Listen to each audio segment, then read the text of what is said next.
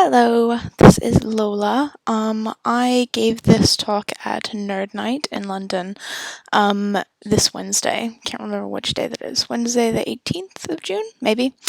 And it was pretty popular, and a few of my friends asked me to make it into a video, so that's what I'm gonna do. I'm going to give this presentation on the gender binary and why it's bullshit, which is very exciting.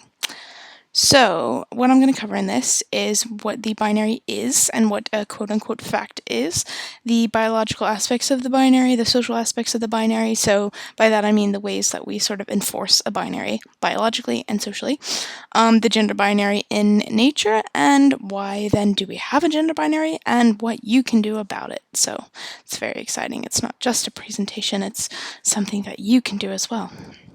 So, what is the binary? The gender binary, more or less, is a system of social categorization based on biological traits. So the idea is that, as well as that it's quote-unquote a scientific fact or something sort of immutable and permanent and a sort of fixture that we base everything off of. And it's divided into two categories, male or female. And interestingly enough, that picture is a clitoris, which is exciting because most people don't even know that that is what a clitoris is. But anyway, yeah, that's an interesting picture. So what do I mean by a fact, a scientific fact in scare quotes? So we sort of have this idea that classification systems are absolute. So just because something is a category doesn't necessarily make it absolute. So, for example, what makes a species is actually still debated by scientists, and behavioral scientists still debate what constitutes behavior. So even though the words species and behavior are defined in the dictionary and in other places, what constitutes them or what they make up is still something that people debate about. In terms of sex in science, or biology more or less, there are multiple actual sexes in science. So you have your phenotypic sex, which is whether you have a penis or vagina or something in between. Your gonadal sex is whether you have testes or ovaries, or a combination. Your genetic sex is XX, XY, or XXY, or XYY. There are other combinations. And what's not really included in the sort of categorization of sex actually is hormones. So whether you have a dominance of estrogen or testosterone, and everyone has both. Also breasts and hair. So none of that, or body hair, none of that is really included in the scientific definition of what makes up sex. So, what are the kind of ways, how do we enforce a binary system or sort of encourage everyone to think in terms of the binary when it comes to society in a biological way? Clear example is the fact that intersex people exist. So intersex is a general term for a variety of conditions where an individual does or does not conform to typical definitions of male or female. So about 1 in 2,000 people, which is a gross underestimation, are roughly intersex, at least in the US. The figures don't account people such as myself, where there's a disparity in a social idea of intersex versus a medical identity. So for me, I don't make testosterone or estrogen as part of a condition that I have. Doctors would count me as not intersex, probably because I don't have ambiguous genitalia or I don't have other things, but many intersex people would count me as intersex. And I myself am sort of ambivalent about where I belong sometimes, but I do feel like I deviate from typical definitions or typical feelings of male and female, so I would say that I count. But again, it's stuff like that makes it sort of impossible to clarify what intersex people are. Another big thing is that basically, we have this idea of sexual dietism, or when we present the idea of two sexes, of these two sets of genitalia, they're always at the opposite end of the spectrum. They always look one specific way, and we sort of don't really talk about how we all begin with the same genital structure. And this information is all available on Intersex Roadshow, which is a really, really great website. We all begin with the same genital structure called a phalloclitoris, basically, and this is the structure drawn here. So you have 1 is a sensitive end, which can become a clitoris or the head of the penis. 2 is an inset membrane that can widen. 3 is the clitoral structure or the phallic shaft. And 4 are labioscrotal swellings. So if your genitalia develops into something that doesn't really fit in with the norm, then it's a malformation, quote unquote, and those malformations are corrected.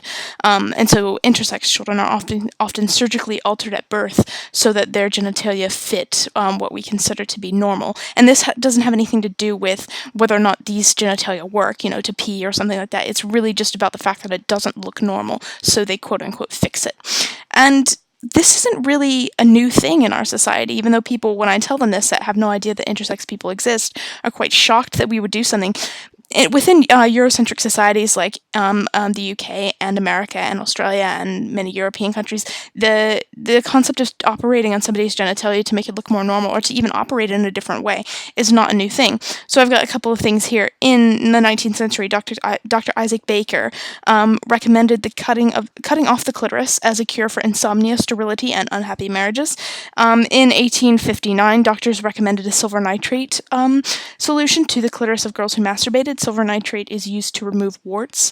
And up until 1925, in the United States, nurses were trained in clitorectomy and infibulation. Clitorectomy is removing the clitoris. Infibulation is a form of genital mutilation or cutting where they remove the labia and tie everything into one hole that everything goes out of. And this was designed to save the genital sex from sickness and suffering, and it was practiced in the U.S. up until about the 1940s. And one of the most common things that we know about, especially in America, is male circumcision, which started in America by Dr. Kellogg, I believe, as a means of stopping masturbation or making it difficult for males to masturbate. So yeah, but a lot of those things aren't, except for circumcision, obviously, are not practiced today. But intersex surgeries on children are still practiced widely. So Anne Foster-Serling was a person who said 1 in 2,000 in the U.S. was born with ambiguous genitalia. Again, we don't know the numbers. There's no way that we can know, because the people that we count on to count those numbers, the doctors, are the ones that are surgically operating on the children. So in the American Academy of Pediatrics in 2000 claimed that intersex children were, quote-unquote, a social emergency. They still insist that all children receive a gender assignment. And when I looked up their most recent policy on intersex children, they still have a policy of operating on children.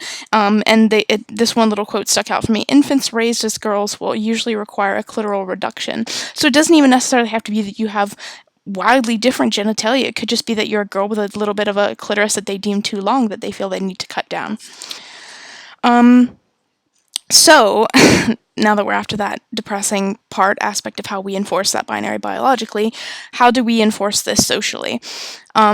So there's one really important way that we influence people socially to behave in certain ways. And we have all these studies that say, oh, men and women are different. Look at this study. We've proved it in this study. But what these studies often don't do is account for the stereotype threat. And if you're unfamiliar with what the stereotype threat is, it's basically the idea that, when you're being tested on something and you're presented with the idea that, you should be a certain way according to what you are. It's proven in gender, it's proven in race. Then you actually perform to go along with the stereotype.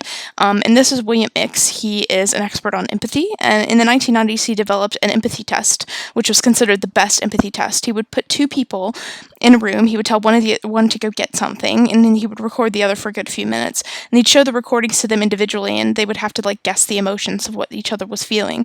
And then afterwards, they would flag the points where one person said that they saw something that indicated an emotion, and then they would ask the other one, what emotion do you think they indicated? It's very confusing, but the point is, it was supposed to be like this die-hard empathy test, and when they performed it, the first 7 times, there were no gender differences, and then 3 times after that, there was a huge gender disparity.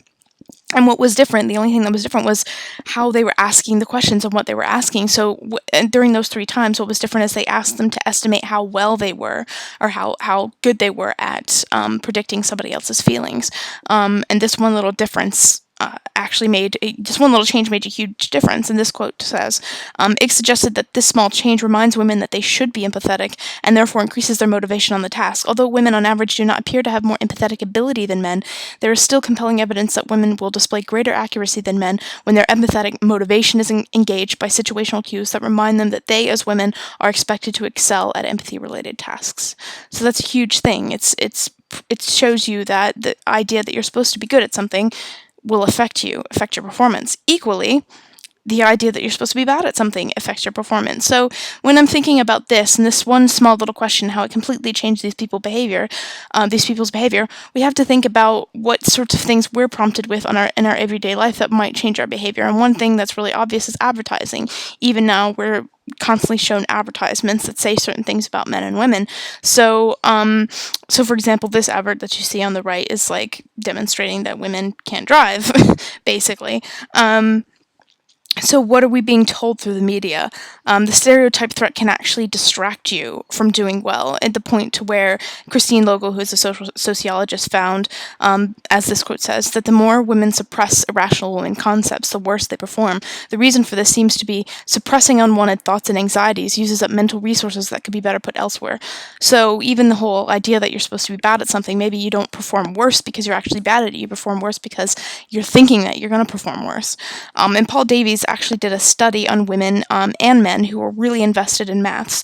They showed them neutral and sexist adverts before they attempted a big exam, and they found that the men who'd seen both types of adverts there wasn't any difference in how they performed, but the women who had seen the sexist ads that were depicting women as ditzy attempted less maths questions than the women who saw the neutral ads. So that just reminds you, like, we all the time think that just operating in the world that we're not influenced by anything, but actually constant reminders of the way that we're supposed to be based on how people see us, has a huge effect on how we behave.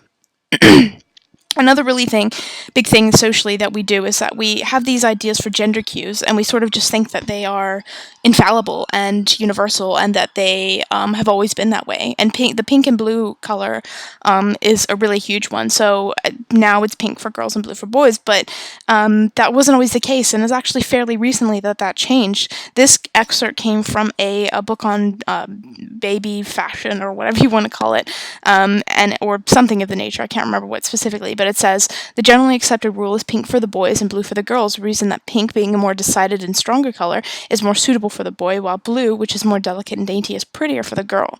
And this picture is actually a picture of Theodore Roosevelt, who is wearing what most children wore when they were younger, regardless of what gender they were, which is a sort of white dress, which at the time was considered gender neutral. Another big thing is, so there's this idea of women and men being good at specific occupations, and computer programming is currently a field that's really dominated by men. And this came from an excerpt of a careers workbook in 1967, or Careers Advice Guide. It says, programming requires lots of patience, persistence, and capacity for detail, and those traits that many girls have. So programming actually used to be considered a woman's occupation because it was something that required infinite attention to detail. Another really huge thing that's not written up here is that women actually, but this was much earlier, used to be seen as too sexual for leadership positions. So basically, women were considered they couldn't be leaders because they couldn't keep it in their pants. You know, they were very they were very sexual, and then that would be just too distracting for them. Whereas now it's sort of like, if a woman is in a position of power, you know, she's very clearly frigid, and, like, you know, it's interesting how the differences of ideas of leadership and the reasons that women have been declined leadership in the past and present. So what is the result of this? The obvious sort of result of sexism is the pay gap, is one of the many examples of how women are discriminated against. But you have to think about how the pay gap sort of happens, and sort of even the hiring process. So Steinpress, Anders, and Ritska, I believe, in 1999 did this study. They took 100 graduate psychologists, and had them look at two different CVs, one for Dr. Karen and one for Dr. Brian. They had identical credentials, but 3/4 of them chose Dr. Brian over Dr. Karen, because Dr. Brian was seen as having way more experience. And they did a similar study with the same credentials, different names, when it came for being recognized for tenure. And even though both of the candidates were seen as eligible for tenure, specifically Dr. Karen came with a lot of caveats about, like, oh, I need to make sure that she actually got into this publication or did this thing before we gave this to her. Another interesting phenomena that sort of compounds this is the idea of men being kicked upstairs. Another point. In 2005, Ullman and Cohen did a study that was similar to the CV study I just mentioned, but they found that those who thought they were the least unbiased in their judging of men and women were actually the most biased, which is interesting. So like I was saying, Christine Williams has this concept she calls the glass elevator, and that's to refer to men in quote-unquote feminine occupations being kicked upstairs. So they would often be encouraged to pursue more administrative jobs that led to higher pay and a higher status. And then the second shift is another really obvious thing. If you're unsure of what the second shift is, it's basically this concept where men and women who are in relationships together, even when they both work, women still often find that they do most of the housework, most of the domestic work, and most of the child rearing. And Veronica Tenner, I'm not sure if that's how you pronounce her name correctly, but she did an interview study where she found that even in families where the wives earned more money, if they weren't unhappy about the division of unequal labor and doing the second shift, some of them actually embraced the second shift because they wanted to be quote-unquote good wives, and they didn't want to be emasculating, powerful, or dominating. So even that whole concept affects the negotiations of how we perform in relationships and in our private lives. On societal concepts affect that. So we're all messed up, but what about nature? I think it's interesting because people always seem to have this concept of nature as this static, solid force, like our genes are solid and we can't, there's nothing can be done about nature, but nurture is this thing where we're, raised a certain way and that can be changed and we can be conditioned and it's easy. And I think that that's in and of itself a social construction. I don't think that nature's this solid thing, and I don't think nurture is this fluid thing. And one of the great ways to look at that is to look at the animal kingdom. So, a really great, interesting thing is in 1967, J.S. Rosenblatt wrote in Science magazine about an interesting study on mice, and specifically male mice with baby mice. So, even though male mice don't have the hormones that females have that supposedly encourage them to do the child rearing and all of that, he found that even though male mice never typically do the child rearing, if they left a baby mouse alone with a male mouse, he would take care of it. He would, as this quote says, he'll pick it up, nestle it close to him as a nursing female would, keep the baby mouse clean and comforted, and even build a comfy nest for it. So even though he doesn't have all this hardwiring to be a nurturer, it sort of prevails that when the situation is there, that he can do it. As you know, thanks to Jurassic Park, frogs, the common reed frog, and other species of frog can spontaneously change sex. A chemical trigger activates a sex gene and disintegrates the female organs while male organs develop. So that's another interesting example. And there are plenty of animals that change sex. Parrotfish, tons of animals change sex, either in a single-sex environment or regularly. So Human is a really amazing artist I suggest you check out. It does a series on animal lives and all the different sort of ideas of gender and sexuality within animal kingdoms. And I'm just going to go through a few of those because it's really interesting to see how different ways of sex and gender interact with each other. So hyenas are a sort of female-dominant, ruled by females population. Even the weakest female is, even the puppies are higher than the strongest male. And actually, it says that the daughters will often show their fathers love by being less mean to them than they are to the other males. Female hyenas also have this pseudopenis, which I don't like the word pseudopenis because it implies that it doesn't have a use, but it does. It can get erected, it's bigger and longer than the male's penises, and they're used in copulation, urination, and childbirth. An erect penis is actually seen as a sign of weakness, so males will present their erections to females to show their submission in the same way that animals present their throat. So that's interesting.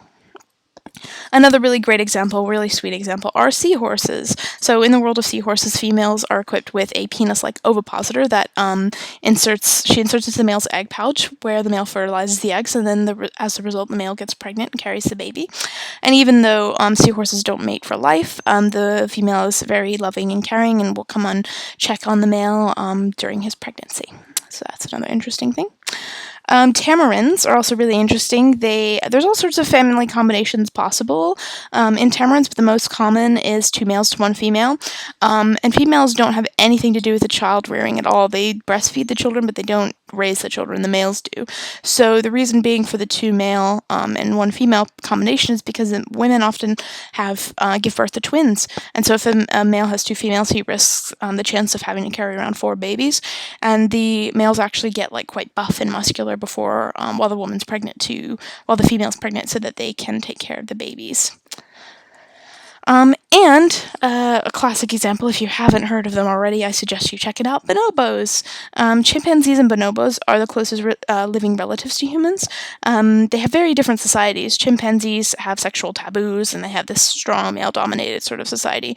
But bonobos don't really have, they sort of use sex as a bargaining chip, and I think it says that they're a female-dominated society, but it's not really about sort of domination or they really sort of in a peaceful society. So they use sex as a way of keeping the peace. So if two guys want a girl, the two guys will have sex to sort it out. If like a girl or a mom has a baby and some girl walks by and hits it, then the mom and the girl will like have sex to sort of come to an agreement about it. So they really kind of have use sex as a way of making peace, and so they literally live by the motto of make love and not war, and they're one of the most peaceful societies in Animal Kingdom. So now after we've gone through all that, why do we have this system of classification where we sort people as males or females, and we act like those determine our behavior, and we have this whole sort of thing that enforces people to believe certain things? Why do we have that? Simple answer: power. This creates a system where men are on top, and where men and masculinity are better than females and femininity, and it has men being the most powerful. And the reason why I say this is a system of power is because you can see it being used and applied throughout history. Another really important thing is that because this is about a system of power, because it's about convincing us of this system so that we continue to operate within it, we will not notice differences. So Professor Melissa Hines, a specialist in human gender development, says sex is easily assessed, routinely evaluated, and not always reported. It is more interesting to find a difference than no difference. So the 19 failures to find no difference between men and women is not published, but the one success is published. So we sort of get this wrong idea of what's more common, a difference or a non-difference. And so you can see the gender binary really being used as a tool in history. So one of the ways that you can see this is just by looking at how old it is. The gender binary and the idea that they're just men and women, and your genitals dictate your gender identity, and your gender identity dictates your behavior. This is a pretty new concept. So 57% of languages around the world don't even have gendered pronouns. Some of them have gendered pronouns. Some of them have, in addition to gendered pronouns, a gender neutral pronoun. So it's not really a concept that's universal.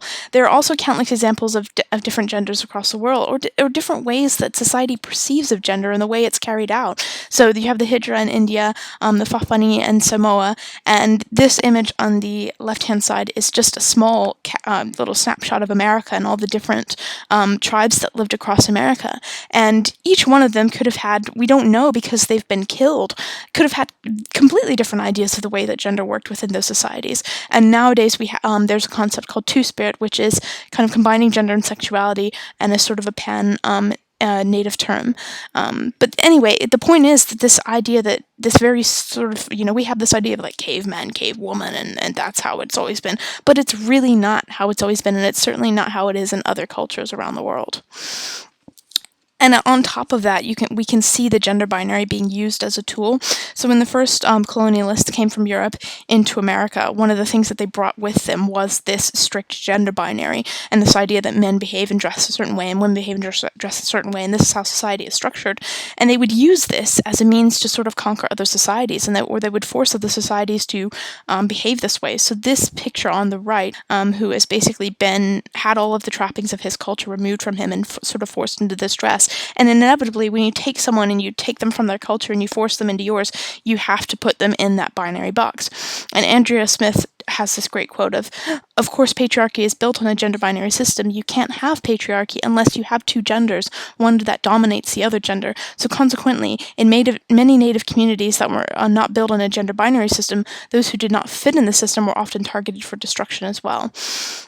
And also, I really think Judith Butler has this great concept of the heterosexual matrix. And I think when you have this construction of man on top of women, man behaves a certain way, women behave a certain way, one of the reasons why lesbians and gay people and bisexual people are hated on so much, as well as transgender people, is because all of those people contradict this power system. If men aren't, a certain way and women aren't a certain way, if gay people can have relationships with one each other, that violates the idea that men and women are a certain way and should be a certain way, and that they need each other. And if trans people can, if gender is a thing where it's not, set in stone and solid and concepty, then, that threatens the whole system as well. So, and even women, not, wanting to do all of the stereotypical feminine things or do everything that they're told to by society threatens that balance. So it's really about creating this system of power and forcing people to be in it, and forcing us to think that this is the way that men are, this is the way that women are, and there's completely separate and opposite ends of the spectrum. One's from Mars, one's from Venus, and we all behave in different ways, and blah, blah, blah. So it's about power. I do think, which these are my next slide, which I don't know if I'll be able to play this and have it work, but I do think things are improving. Like, I really think that overall, people are sort of breaking down these ideas of men and women sort of inherently being in any one way. And this advert is a really good example. It's from, I think it's from that Mitchell and Webb. It's about, it has this woman, as you can see here, and she's in this commercial, and the guy sort of says, "Oh, are you old, and is your child's clothes dirty, and also all these things where it's basically like everything's wrong with her, and then it has all these products, and it says sort yourself out, and she buys all of them, and it's like 200 quid, and then she has like this big bag of clothes, and she's like, or a big bag of objects, and she's like, oh, I can live my life my way now, wee, and then afterwards it's got like a dude in a bathroom, and he's like, it's like, men, shave and get drunk because you're already brilliant. And it just demonstrates how, this sort of different ways that advertising is targeted to men and women. So that leads to the last sort of bit. What can you do about it? Easiest thing, question the validity of the studies that illustrate the differences between the sexes, because they often don't take into contact the stereotype threat. People don't realize that just being in this environment affects how we behave. And also, remember the point I brought up about publishing the 19 ways that men and women aren't the same, and then publishing the one way that they're different.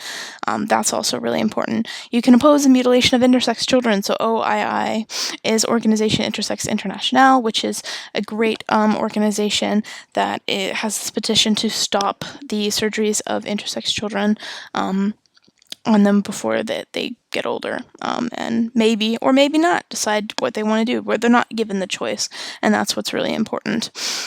Also, again, similarly to what I've said about the studies, rethink gender stereotypes and how much of a fact they really are, because you might find that they actually are not so factual or everlasting. All right, thank you very much. You can find me on Twitter if you'd like, at Lila Olson. My writing and more of it is at lilaolson.co.uk. And there's also, I am doing a fundraiser for my surgery. If you're interested in helping out, you can go to helplila.co.uk. Brilliant. Thank you so much.